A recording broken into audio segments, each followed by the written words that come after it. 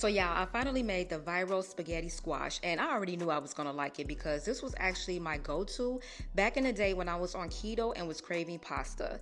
So let me show you how I made it.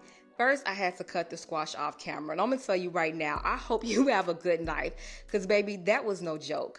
But after I gutted out the seeds, I added some oil, pepper, creole, and chicken bouillon because we want our noodles nice and flavored. Then I popped it in the oven at 350 for about 50 minutes. Next, I added that same oil to a pan and browned me some Cajun sausage, chicken, and shrimp. And yes, I only got 6 shrimp, that's all I had. But all the seasonings that I used will be in the caption. Then I melted 2 tablespoons of butter and sauteed some onions and fresh garlic. Then I added some sun-dried tomatoes and spinach. And once the spinach was cooked down, I added some heavy cream and Boursin cheese. Now, I'm a big fan of Boursin cheese. I love their garlic and herb, but I wanted to try one of their other flavors this time.